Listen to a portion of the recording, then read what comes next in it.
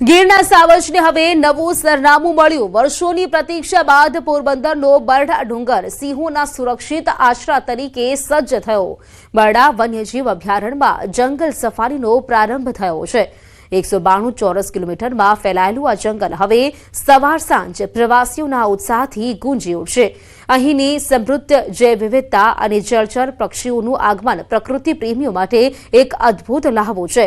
તો પ્રવાસીઓની સુવિધા માટે વન વિભાગે તાલીમબદ્ધ ગાઈડ તૈનાત કર્યા છે, જે વન્યજીવોની સાથે દુર્લભ ઔષધીય વનસ્પતિઓનો પણ પરિચય કરાવશે।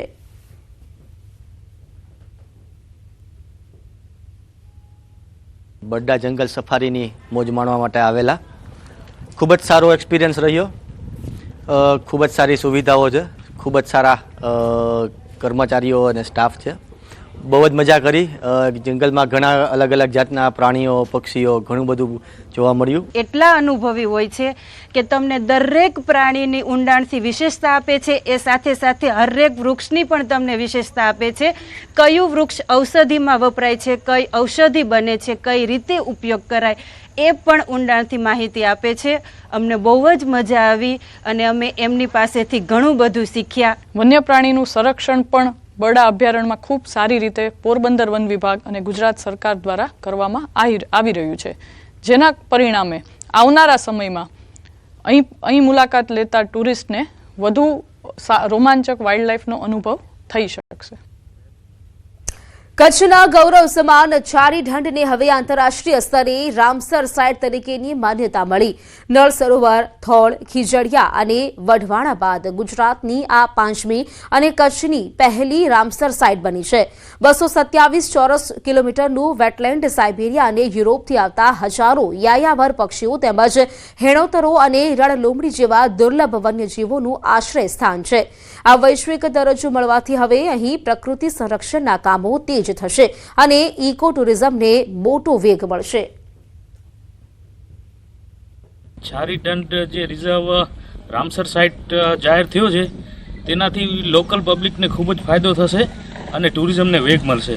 મારું એ માનવું છે કે આ ગવર્મેન્ટ થોડીક પોલિસીસ જે છે એ ટુરિસ્ટ ફ્રેન્ડલી બનાવે, તો આપણા જે લોકલ ટુરિઝમ છે એને વેગ મળશે। પક્ષીઓના બારેમાં મને બહુ ઘણું નોલેજ છે। તો અહીંયા જે રામસર સાઇટ થઈ છે એ અમારા માટે બહુ સારું કહેવાય છે। અમારા 8-10 ગામ છે એને માટે ટુરિઝમ વધશે, પછી એ બધું એ સારું રહેશે। નખત્રાણા તાલુકાના જે ફુલાઈ ગામની નજીક આવેલું છે ચારી ઢંઢ, જે સ્વર્ગ સમી જગ્યા છે, તેને રામસર સાઇટનો દરજ્જો મળ્યો છે। તો અમે સૌ સ્ટાફ અને તમામ આજુબાજુના કોમ્યુનિટીવાળા માણસો બહુ ખુશ છીએ અને આ જે પળ છે અમારા માટે એક બર્થડે સેલિબ્રેટ કરતા હોઈએ એ પ્રકારનો અમારા તમામ વન વિભાગમાં અને આજુબાજુમાં વસવાટ કરતા તમામ માણસોમાં ખુશીનો માહોલ છે। ત્યારે ભવનાથ તળેટીમાં યોજાનાર મહાશિવરાત્રિના ઐતિહાસિક મેળાને ભવ્ય બનાવવા માટે તંત્ર દ્વારા તડામાર તૈયારીઓ ચાલી રહી છે। આ મેળામાં લાખો શ્રદ્ધાળુઓ પહોંચતા હોય છે, ત્યારે આ ધસારા વચ્ચે કોઈ પણ પ્રકારની અસુવિધા ન સર્જાય તે માટે પીજીવીસીએલ દ્વારા વિશેષ આયોજન કરવામાં આવ્યું છે। ભવનાથ વિસ્તારની અંદર અંબાજી ફીડર આવતું હોય છે, જે પાવર સપ્લાય ફીડ કરે છે। તેમનું તમામ પ્રકારનું મેન્ટેનન્સ કામગીરી અમે પૂર્ણ કરી લીધેલી છે।